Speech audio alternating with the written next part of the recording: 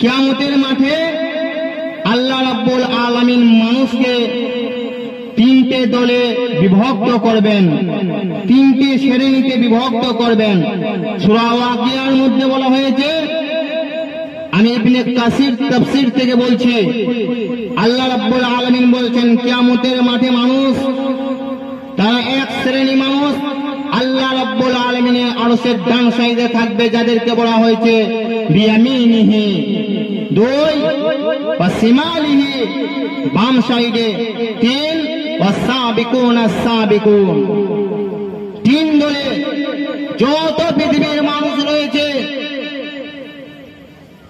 আদম আলাইহিস সালাম থেকে শুরু করে নিয়ে কিয়ামতের আগ পর্যন্ত, কিয়ামত পর্যন্ত যত মানুষ দুনিয়ার বুকে এসেছে, আসছে এবং আসবে, সমস্ত মানুষকে তিনটে দলে বিভক্ত করবেন। এক বিয়ামিনিহি ডানপন্থীর লোক, দুই ওয়াসিমালিহি বামপন্থীর লোক, তিন ওয়াসাবিকুনা সাবিকুন। এই দুইটা দল বাদ দিয়ে মধ্যখানে যে দলটা রয়েছে, এটাতে আমার আপনার মতন লোক থাকবে না। এখানে থাকবে কারা? নবীগণ, শহীদগণ, সাহাবাগণ এবং সৎকর্মশীলগণ, এরা থাকবে। আর ডান সাইডে বাম সাইডে কারা থাকবে? আপনার আমার মতন লালু ফুলু ফোটে কালু আজহারউদ্দিন, এরা। যারা ডান সাইডে থাকবে তারা, তাদের জন্য সুসংবাদ জান্নাত, যারা বাম সাইডে থাকবে তাদের জন্য দুর্ভোগ, তারা জাহান্নাম, তাদেরকে জাহান্নামে যেতে হবে। বাম শ্রেণীর লোক মানে জাহান্নাম, জাহান্নাম মানে বামপন্থীর লোক। আল্লাহ রাব্বুল আলামিন তিনি বলছেন, যারা বাম সাইডে থাকবে তারা জাহান্নামে চলে যাবে। আর এই বাম সাইডে থাকবে কারা? যারা থাকবে তারা জাহান্নামে। তাদের ব্যাপারে আল্লাহ রাব্বুল আলামিন বলছেন, যখন তারা জাহান্নামে চলে যাবে, তখন জান্নাতবাসী, যারা বাম সাইডের লোক জান্নাতবাসী, তারা কিয়ামতের মাঠে তারা তখন জাহান্নামীদেরকে বলবে, কি বলবে? আল্লাহ রাব্বুল আলামিন বলছেন, বিসমিল্লাহির রহমানির রহিম, ফি জান্নাতিন ইয়াতাসাআলুন, ফি জান্নাতিন ইয়াতাসাআলুনা আনিল মুজরিমিন। আল্লাহ রাব্বুল আলামিন বলছেন, সেই দিন জান্নাতীরা জাহান্নামীদেরকে ডেকে ডেকে বলবে, যে জাহান্নামীরা, তোমরা বলো তো তোমাদেরকে কোন কারণে আজ জাহান্নামের মধ্যে দেওয়া হয়েছে? তোমরা বলো, দুনিয়ার বুকে তো একসঙ্গেই থাকতাম, এক গ্রামে থাকতাম, ঘরের পাশে ঘর ছিল তোমার, একসঙ্গে ঘুরে বেড়াতাম, আজ তুমি কেন জাহান্নামে? তোমাকে কেন জাহান্নামে দেওয়া হয়েছে বলো তো? তখন সেই জাহান্নামীরা উত্তর দিবে কি? আল্লাহ রাব্বুল আলামিন সেটাও বলছেন। জাহান্নামীরা বলবে, বিসমিল্লাহির রহমানির রহিম, মা সালাকাকুম ফি সাকার, ক্বালু লাম নাকু মিনাল মুসাল্লিন ওয়া লাম নাকু নুতিমুল মিসকিন ওয়া কুন্না নাখুযু মা'আল খাইজিন। জাহান্নামীরা তখন বলবে, ও জান্নাতীরা, তোমরা শোনো, তুমি তো আমার চাচাতো ভাই ছিলে, আমার পাড়ার পাশে তোমার পাড়া ছিল, আমার ঘরের পাশে তোমার ঘর ছিল, একসঙ্গে থাকতাম, একসঙ্গে ঘুরে বেড়াতাম, একসঙ্গে একটা গ্রামে বাস করতাম, কেন আজ আমরা জাহান্নামে জানো? কেন জানো?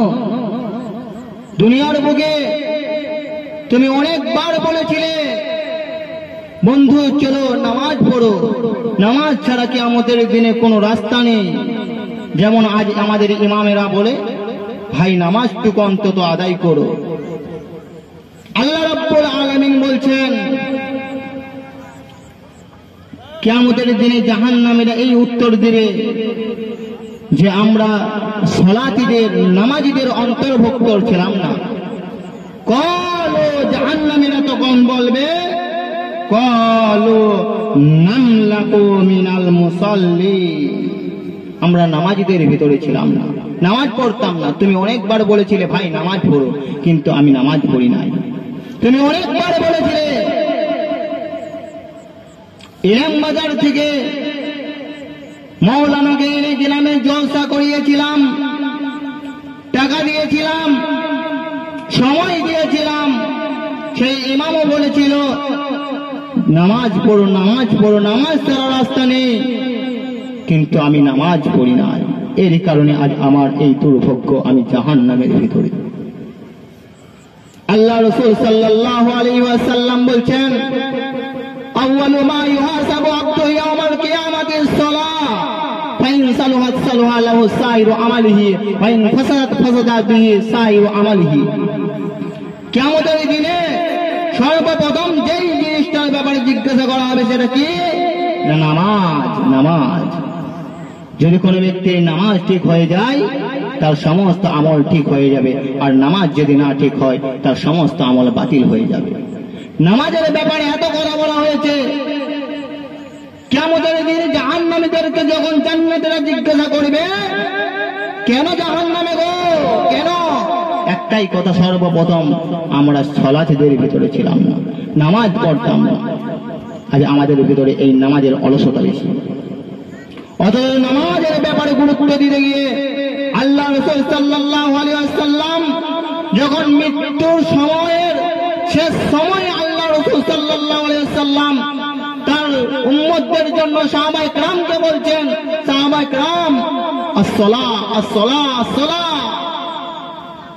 তোমরা নামাজ পড়ো, নামাজ পড়ো, নামাজ নামাজ নামাজ। আজ আমাদের মধ্যে নামাজ নেই। দুই, আল্লাহ রাব্বুল আলামিন বলছেন জাহান্নামীরা 2 নম্বর বলবে বিসমিল্লাহির রহমানির রহিম ওয়া লাম নাকুন নুতিমুল মিসকিন। আমরা গরিবদেরকে, মিসকিনদেরকে খাবার দেওয়া থেকে দূরে থাকতাম। আজ থাকে না? থাকে। যদি কোনো মিসকিন বাড়ির মধ্যে রয়েছে, এসেছে, কেউ আছে গো বাড়িতে? মেয়েদের ব্যাপারে বলছি, যদি কোনো মেয়ে যদি বাড়িতে থাকে, কোনো মিসকিন এসে, ফকির এসে, দরিদ্র এসে, কেউ আছে বাড়িতে, আপনার স্ত্রীর কথা কি জানেন? আপনার স্ত্রী বলবে সকাল বেলায় সময় হয় না, সকাল সকাল চলে এসেছে বাবা, আরে বেনারসি শাড়ি কিনে এসেছে ভিক্ষা করতে। এটা হচ্ছে মেয়েদের কথা। তুমি কে? তুমি কে? তোমার কাজের মধ্যে ব্যস্ত আছো, সকাল বেলার ওর বাড়িতে খাবার নেই বলে এসছে, ওটা কম বড় লজ্জা নয়? মাদেরকে বলবো, বোনদেরকে বলবো, সাবধান, কখনোই এতিম মিসকিন গরিবদেরকে দূরে ঠেলে দেবেন না। যাই খাবার থাকবে দিবেন, না থাকবে সুন্দর মিষ্টি ভাষা দিয়ে তাকে বিদায় করবেন। পৃথিবীর বুকে সবচাইতে বড় নোংরা মানুষ কারা? যারা কোরআনের বিরুদ্ধে কথা বলে, যারা রাসূলের বিরুদ্ধে কথা বলে, যারা ইসলামের বিরুদ্ধে কথা বলে, যারা মসজিদ ভেঙে চূর্ণ বিচূর্ণ করে দিচ্ছে, যারা সালাত আদায় করছে এবং সালাত আদায় করার অবস্থায় মানুষদেরকে পিটাতে আরম্ভ করছে, যারা ফিলিস্তিনে আজ দেখা যাচ্ছে ছোট ছোট কচি কচি মাসুম বাচ্চাদেরকে নির্মম ভাবে হত্যা করছে, যারা মায়েদের গর্ভ স্তন থেকে তারা তাদের সেই সন্তানদেরকে মেরে ফেলছে, যারা মায়েদের কোল থেকে শিশুদেরকে ছিনিয়ে জ্বলন্ত আগুনে ফেলে দিচ্ছে, এরাই তো না সবচাইতে নিকৃষ্ট মানুষ। তারপরেও আল্লাহ রাব্বুল আলামিন দেখেন, এত নিকৃষ্ট মানুষ হওয়ার পরেও আল্লাহ রাব্বুল আলামিন তাদেরকে খাবার দিচ্ছে, আর তুমি বাড়ি থেকে খাদারে দাও, ছেড়ে দাও? না, কখনোই না। আর 3 নম্বরে আল্লাহ রাব্বুল আলামিন বলছেন, তাদেরকে যখন জিজ্ঞাসা করা হবে তারা কি বলবে? না, আমরা অযথা কথা বলতাম, আমরা যখন যেটা ইচ্ছা হতো সেটা কথা বলে দিতাম, আমরা অগ্রবস্ত, আমরা অজান্তে কথা বলে দিতাম, জানতে কথা বলে দিতাম, আমরা কোনো পরোয়া করতাম না।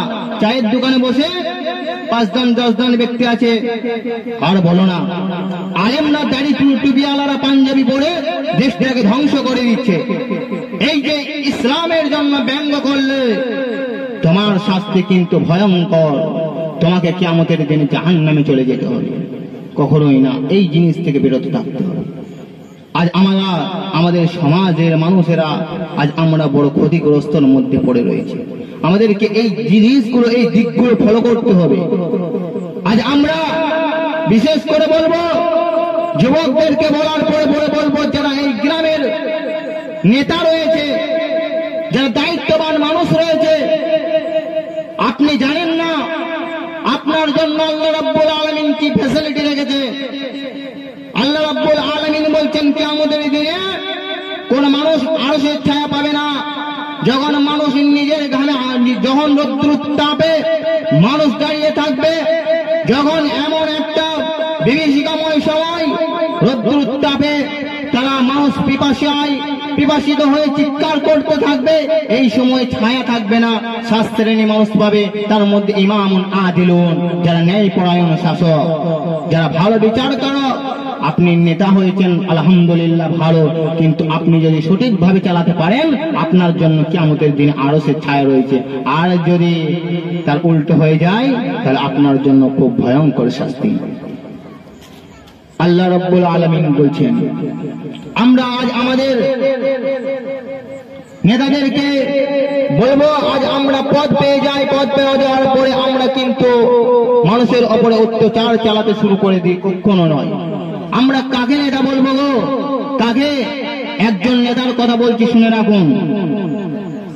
আমরা জানি হাদিসের মধ্যে সবচাইতে বেশি হাদিস বর্ণনা করেছেন কেন? আবু হুরায়রা। 4 বছর রাসূলের কাছে ছিল। এই 4 বছরের মধ্যে আল্লাহর রাসূল সাল্লাল্লাহু আলাইহি ওয়াসাল্লামের দোয়ার বরকতে আবু হুরায়রা সবচাইতে বেশি হাদিস বর্ণনা করেছেন।